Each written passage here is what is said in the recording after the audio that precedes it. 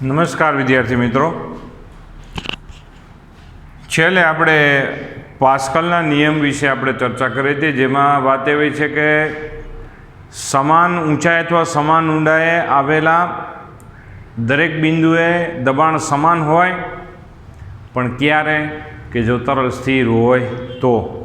સ્થિર તરલ એટલે કે પાત્રમાં પ્રવાહી ભરેલ છે તો એની સમાન ઊંચાઈ આવેલા દરેક બિંદુએ દબાણ સમાન હોય છે. અને આપણે જે ઓમ જો તો સામાન્ય વાત છે, આપણે એટલો અહેસાસ તો છે જ, અને આપણે એવું સાંભળેલું છે કે જેમ ઊંડાઈ ઉપર જઈએ તેમ દબાણ વધતું જાય છે. એટલે સમાન ઊંડાઈએ અથવા તો સમાન તળિયેથી ઊંચાઈએ આવેલા દરેક બિંદુએ દબાણ સમાન હોય છે.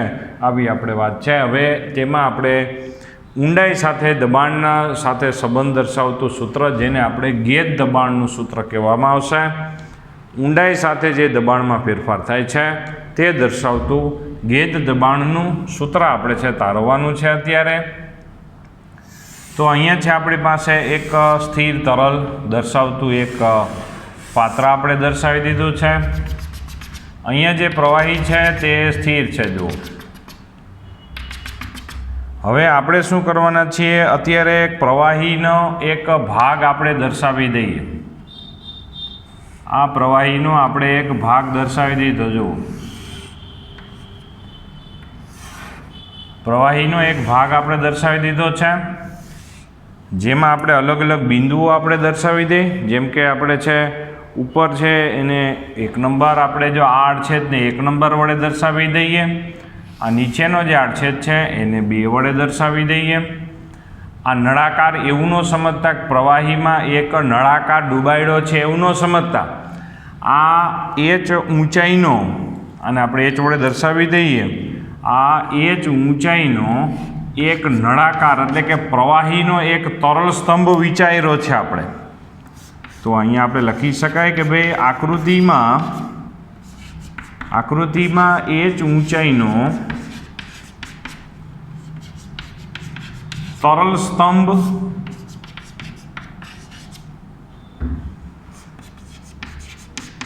વિચારેલ છે.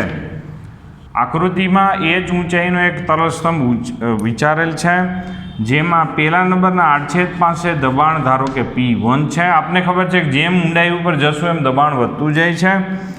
તો આ 1 નંબરના બિંદુ પાસે દબાણ P1 છે અને 2 નંબરના બિંદુ પાસે દબાણ P2 છે.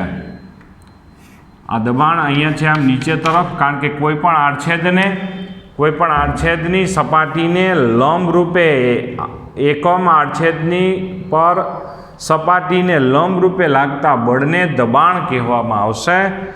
અને અહીંયા આ દબાણ P1 વડે દર્શાવી દીધું. ને અહીંયા જે એક દબાણ દર્શાવશું એ P2 વડે દર્શાવશું. અહીંયા P2 મોટું હશે P1 કરતાં. સીધી વાત છે કે જેમ ઊંડાઈ ઉપર જશું એમ દબાણ વધતું જાય. નીચેનું જે આડછેદ છે એ આડછેદની સપાટીને લંબ રૂપે. તો આ દબાણના ભાઈ અહીંયા દબાણ વધુ હોય, અહીંયા દબાણ ઓછું છે, તો હકીકતમાં આ તરલ સ્તંભ આખું ઉપર વહી જવું જોઈએ, પણ એવું નહીં થાય. વજન આ તરલ સ્તંભને પોતાનું ગુરુત્વાકર્ષણ બળ છે, અને એ બળ દ્વારા છે આ નીચે તરફ બળ લાગશે, એટલે એ સંતોલાઈ જશે. બરાબર. તો અહીંયા આપણે શું કહી શકાય કે ભાઈ દબાણના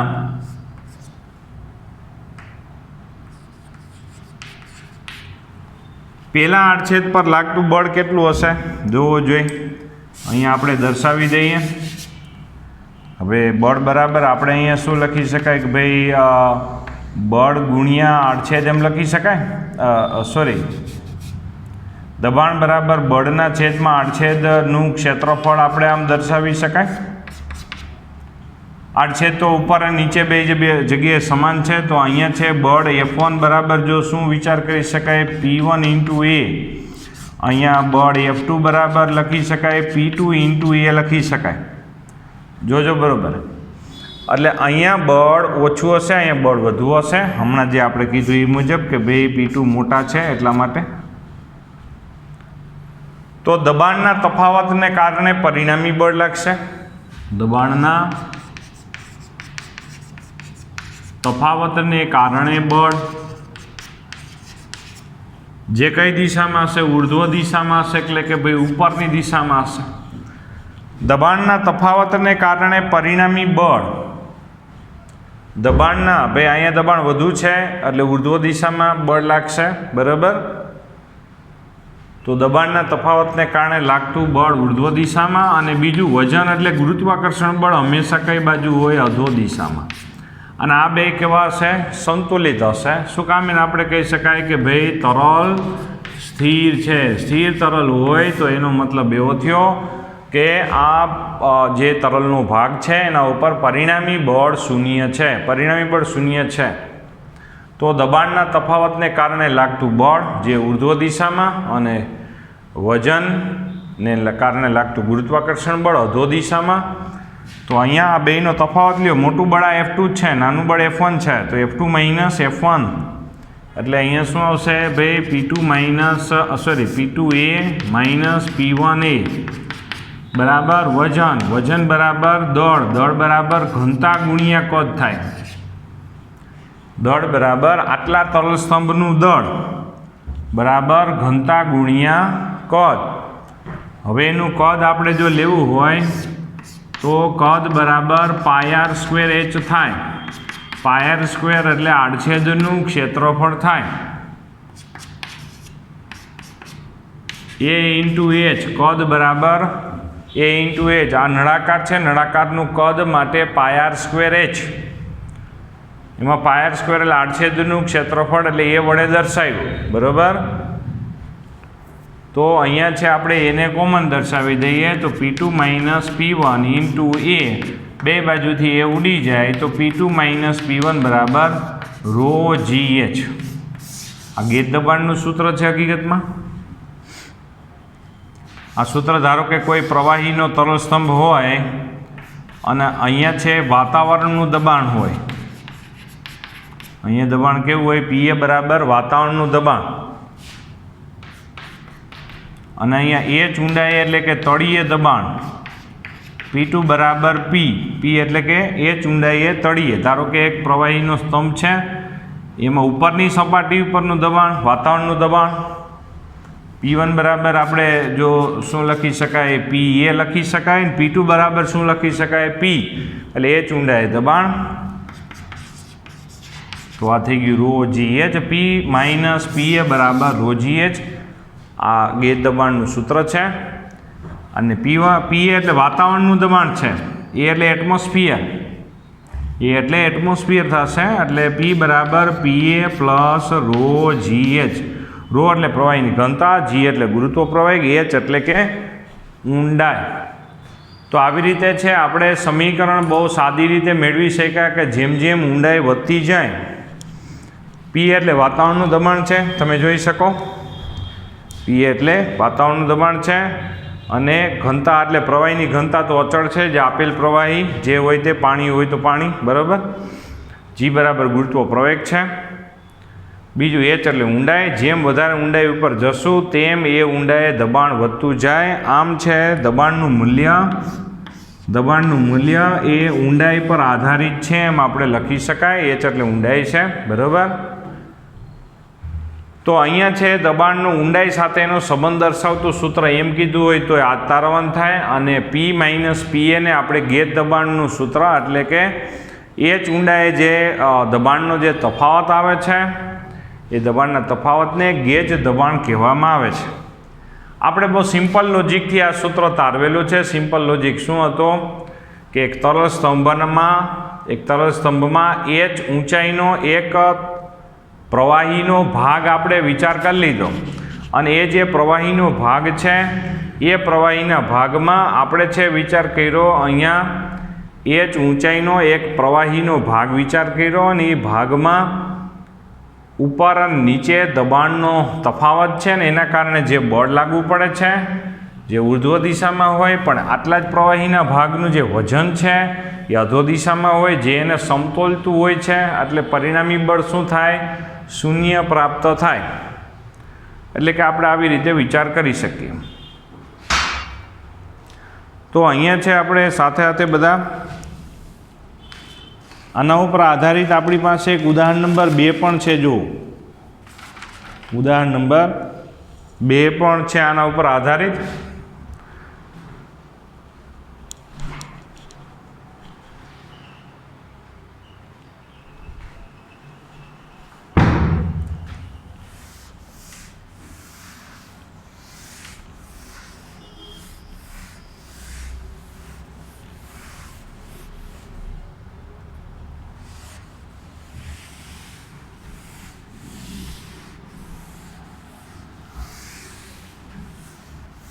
આવી રીતે પણ છે, પ્રશ્ન જવાબ સ્વરૂપે લખી શકીએ.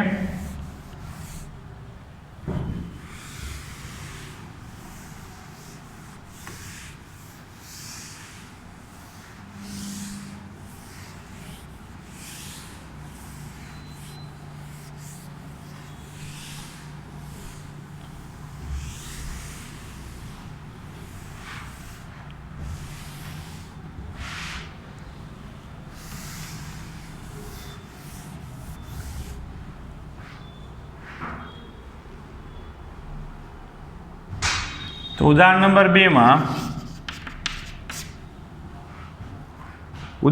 2 માં આપણી પાસે એક તળાવની સપાટીથી 10 મીટર જેટલી ઊંડાઈએ તરવૈયા પર કેટલું દબાણ લાગુ પડે. માની લો કે આ એક તળાવ છે અને તેમાં એક તરવૈયો છે ભાઈ, અહીંયા છે 10 મીટર ઊંડાઈએ, તો તરવૈયા ઉપર કેટલું દબાણ લાગતું હશે. તો ઊંડાઈ આપી દીધી છે. બીજું પાણી છે, તો પાણીની ઘનતા 10⁻³ એટલે કે 1000 કિલોગ્રામ પર મીટર ક્યુબ થશે. અહીંયા ઉપરની સપાટીનું દબાણ એટલે કે વાતાવરણનું દબાણ 1.01 × 10⁵ ન્યૂટન પર મીટર સ્ક્વેર. આપણે h ઊંડાઈએ દબાણ એટલે કે P આપણે શોધવાનું છે. તો સમીકરણ આપણું શું છે કે P - PA બરાબર ρgh. એમાં -P આ બાજુ લઈ જાઓ તો આ બાજુ જાય તો પ્લસ થઈ જાય, જોવો જોઈએ. તો અહીંયા P = PA બરાબર 1.01 × 10⁵, ρ બરાબર પાણીની ઘનતા 1000, g બરાબર 10, h એટલે કેટલી ઊંડાઈએ તમારે દબાણ જોઈએ છે 10. આ બધાનું સાદુરૂપ આપી દો એટલે h ઊંડાઈએ તમને છે દબાણ ન્યૂટન પર મીટર સ્ક્વેરમાં પ્રાપ્ત થઈ જશે. તો 10 મીટર ઊંડાઈએ દબાણ કેટલું? બહુ સામાન્ય વસ્તુ થઈ ગઈ, જોવું જોઈએ.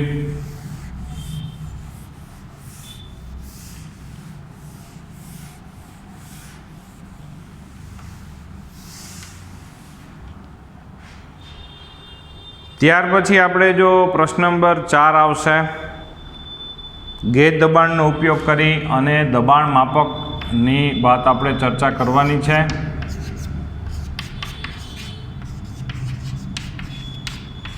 ગેજ દબાણનો ઉપયોગ કરી એટલે કે ગેજ દબાણના સૂત્રનો ઉપયોગ કરી દબાણનું માપન કરવાનું છે. ગેજ દબાણનો ઉપયોગ કરી અને દબાણના માપન વિશે આપણે ચર્ચા કરવાની છે. તો તેમાં ગેજ દબાણનો ઉપયોગ કરી અને દબાણનું માપન વિચાર કરવાનું છે. તો તેના માટે આપણે જો શું વિચાર કરી શકાય કે ભાઈ એમાં 2 વાત આવશે. જેમાં પહેલી વાત એ આવશે કે એક પારાનું બેરોમીટર આપણે વિચાર કરીએ.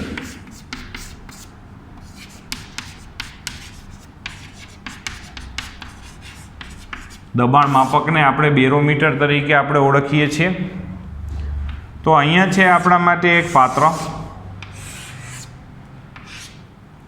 પાત્રમાં ધારો કે છે અહીંયા ભરી દીધો છે, આપણે પારો ભરી દીધો છે.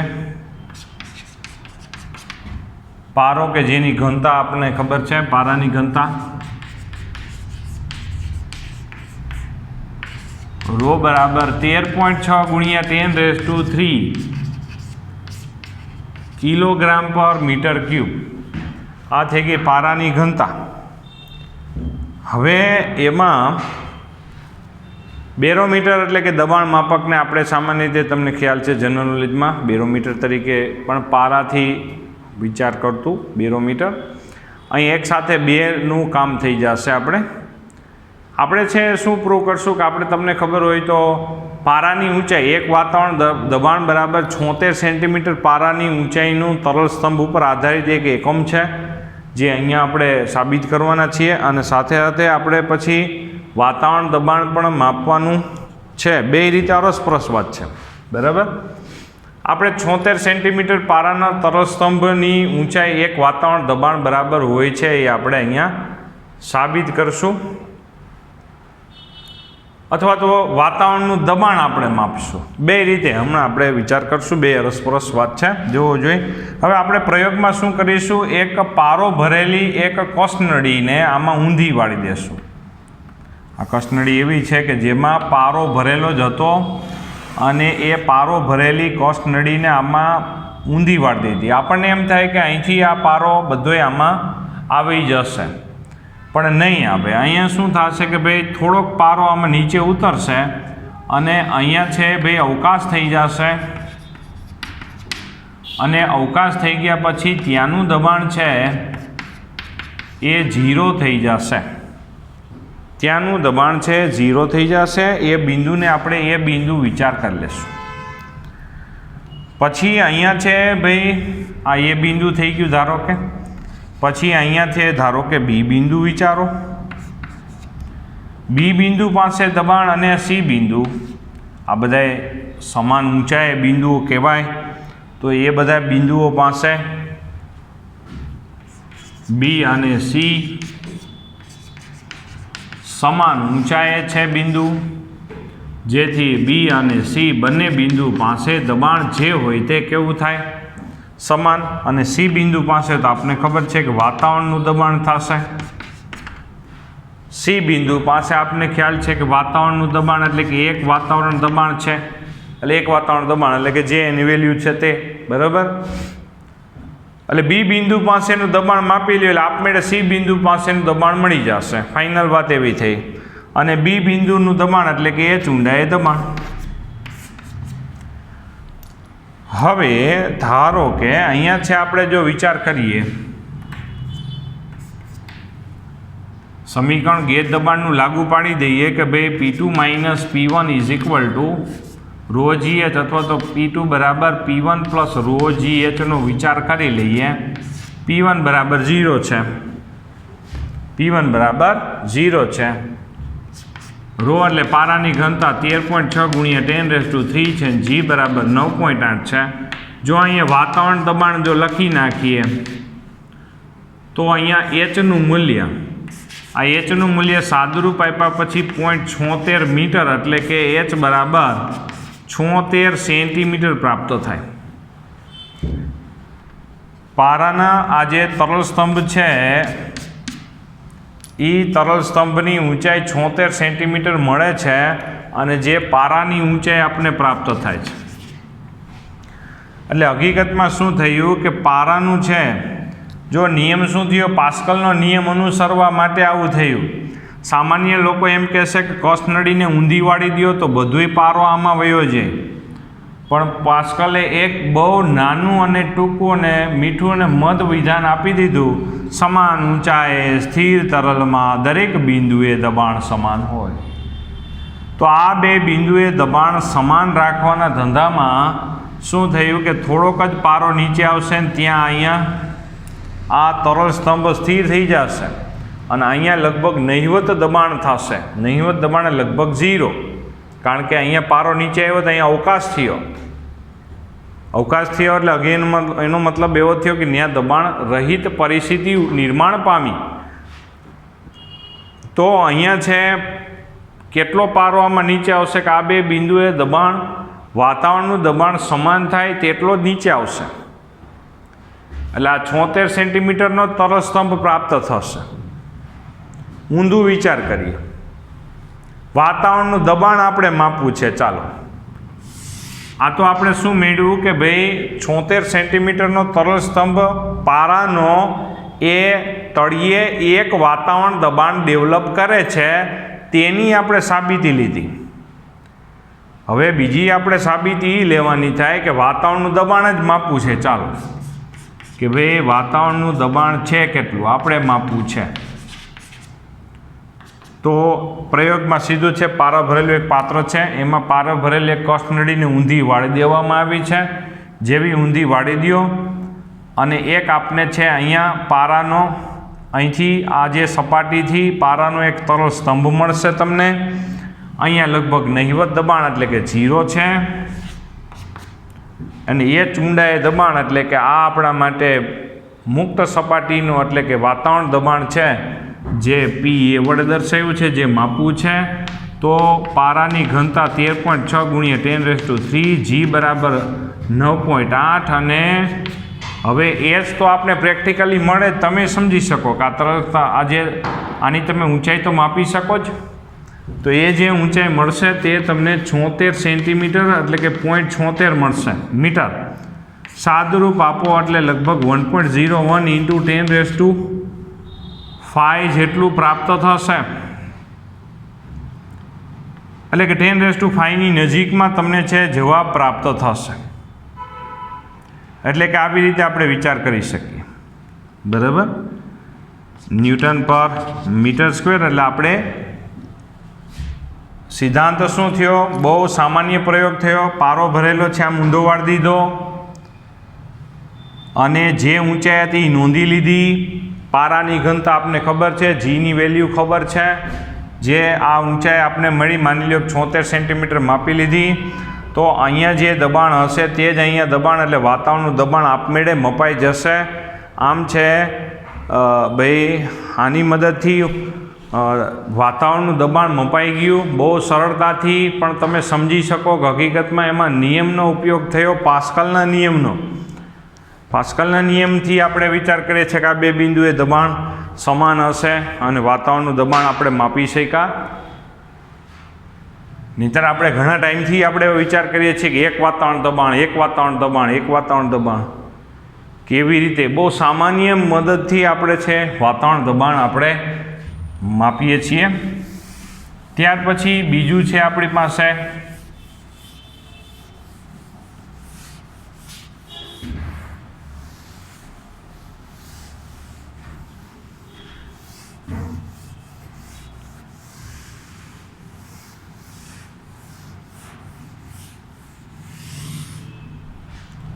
નંબર બી વેરાયટી. જુઓ, નંબર બી વેરાયટીમાં આપણી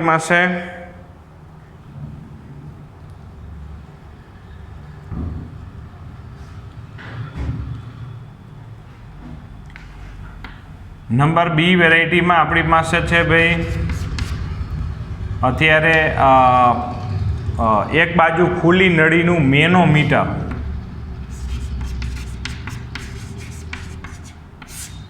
મેનોમીટર એક બાજુ ખુલ્લી નળી માટેનું મેનોમીટર. ધારો કે આપણે છે એક અહીંયા કોઈ પંપ છે કે જે XYZ છે, આપને ખબર નથી, અને ત્યાંનું દબાણ છે કોઈ આ સી બિંદુ છે, અહીંનું કોઈ દબાણ છે, આપને ખબર નથી કેટલું છે, પણ એ માપવું છે આપણે. માપવા માટે રસ્તો એકનો એક જ છે. આ એક યુ આકારની એક ટ્યુબ છે અને આપણે મેનોમીટર કહેશું. એક બાજુ ખુલ્લી છે એટલે આપણે એક બાજુ ખુલ્લી નળી માટેનો મેનોમીટર, આનું આકૃતિ મેનોમીટર કહેવાય. આમાં પારો ભરેલો છે. હવે સામાન્ય રીતે આવી રીતે કોઈ આમ યુ ટ્યુબ હોય અને બે બાજુ ખુલ્લી હોય તો થાય શું પરિસ્થિતિ?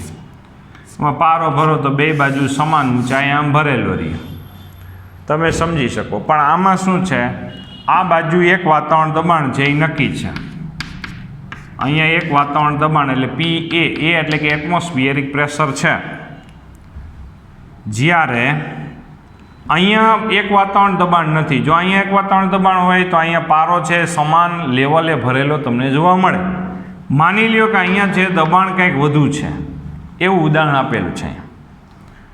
તો તમે સમજી શકો કે અહીંયા દબાણ વધુ હોય તો અહીંયા પ્રવાહી દબાશે અને આ બાજુ થોડુંક વધારે આમ ઉપર તમને જોવા મળે. એટલે કે આવી રીતે તમને જોવા મળે. તો આવી રીતે થઈ ગયું.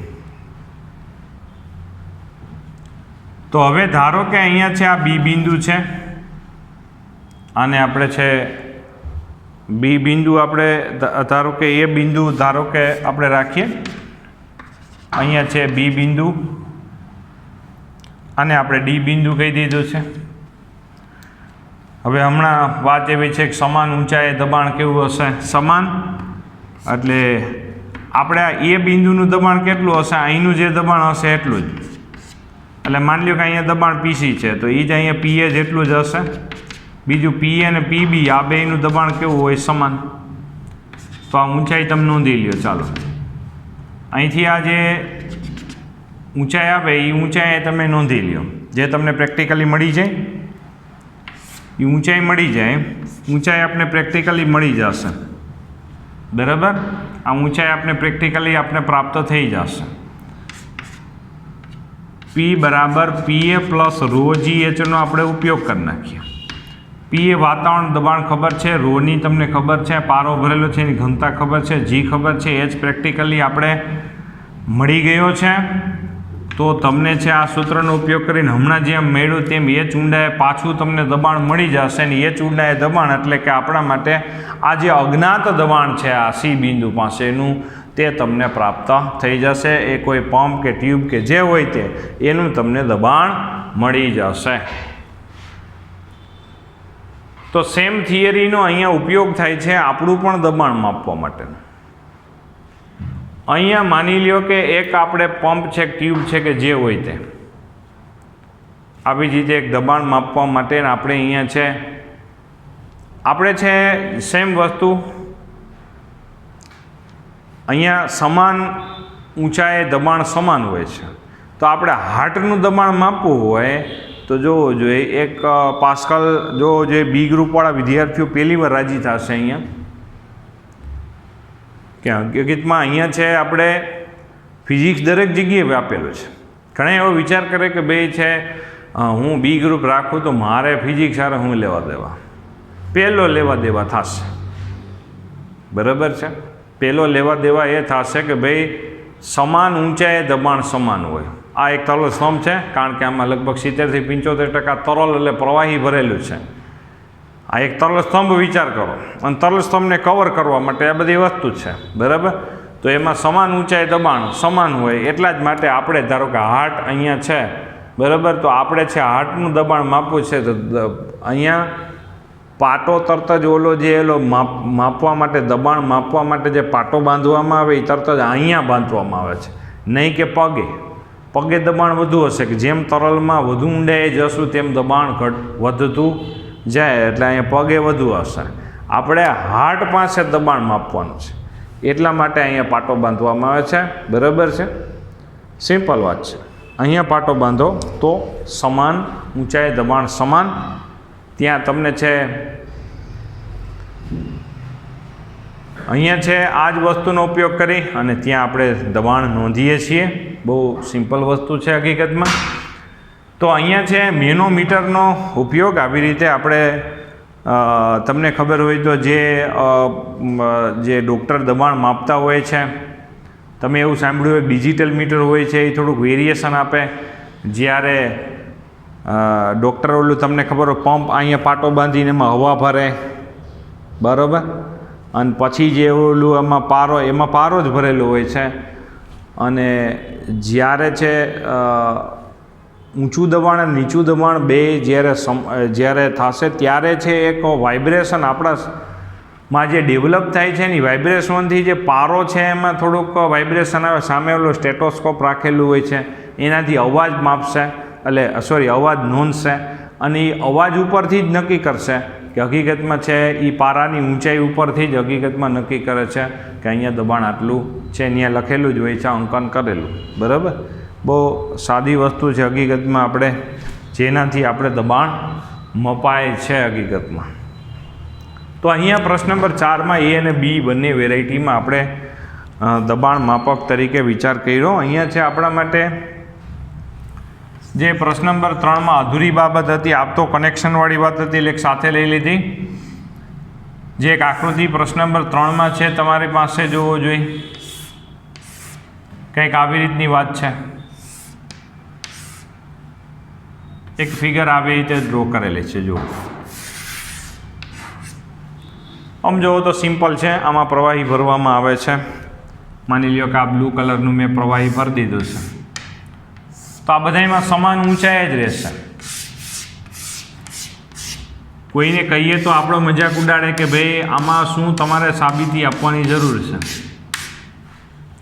પ્રવાહી એ ભરો તો બધામાં સમાન ઊંચાઈ જ રહેશે, કારણ કે સૂત્ર એમ કહે છે, ગેજ દબાણનું સૂત્ર P બરાબર PA પ્લસ ρGH એમ કહે છે કે દબાણ એ માત્ર ઊંડાઈ પર આધારિત છે, નહીં કે આના ક્ષેત્રફળ ઉપર એકે ઉપર. દબાણ એ H પર આધારિત છે, H પર આધારિત છે, ઊંડાઈ પર આધારિત છે, નહીં કે ક્ષેત્રફળ પર. ક્ષેત્રફળને આપણે છે પરિમાણ કહેવાય, સાઇઝ કહેવાય. અહીંયા સૂત્રમાં કંઈ ક્ષેત્રફળવાળું પદ જ નથી આવતું. પી અને રો અને જી એ તો અચળ છે, તો દબાણ એ ઊંડાઈ પર આધારિત છે, નહીં કે ક્ષેત્રફળ પર, નહીં કે ક્ષેત્રફળ પર આધારિત છે,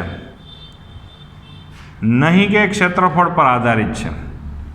એટલે ક્ષેત્રફળ ઉપર નથી આધારિત. આ હકીકતને આપણે હાઇડ્રોસ્ટેટિક પેરાડોક્સ કહેવામાં આવશે.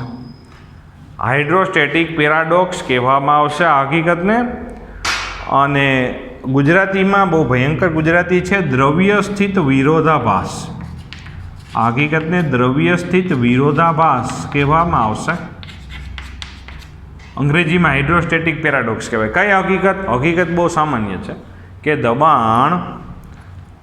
દબાણનું મૂલ્ય P એ ઊંડાઈ પર આધારિત છે, નહીં કે ક્ષેત્રફળ ઉપર. અહીંયા શું કર્યું કે અલગ અલગ ક્ષેત્રફળ, અલગ અલગ પરિમાણવાળા આપણે લીધા. જો દબાણ ક્ષેત્રફળ ઉપર આધારિત હોત તો આ બધામાં ઊંચાઈ અલગ અલગ રહેવી જોઈતી હોત, પણ એવું ન થયું. એના ઉપરથી શું સાબિત થયું કે આ સૂત્રમાં છે કીધું એ જ સાબિત થાય છે કે દબાણ એ માત્ર ઊંડાઈ ઉપર આધાર રાખે છે, નહીં કે આ બધાના ક્ષેત્રફળ એટલે કે પરિમાણ એટલે કે સાઇઝ પર આધાર રાખે છે. તો એ જે હકીકત છે કે દબાણ એ માત્ર ઊંડાઈ ઉપર આધારિત છે, નહીં કે પાત્રના સાઇઝ ઉપર કે ક્ષેત્રફળ ઉપર, આ હકીકતને આપણે દ્રવ્ય સ્થિત વિરોધાભાસ કહેવામાં આવશે, અથવા તો એને અંગ્રેજીમાં હાઇડ્રોસ્ટેટિક પેરાડોક્સ કહેવામાં આવશે. અંગ્રેજી યાદ રાખજો તો વધારે તમને કામ આવશે. અહીંયા સુધી આપણે એ ચર્ચા રાખીએ છીએ. બધા વિદ્યાર્થી મિત્રોને હેપી દિવાળી એડવાન્સમાં આપણે કહીએ છીએ, બરાબર. તો વધુ આપણે આગળ વધીશું અહીંથી.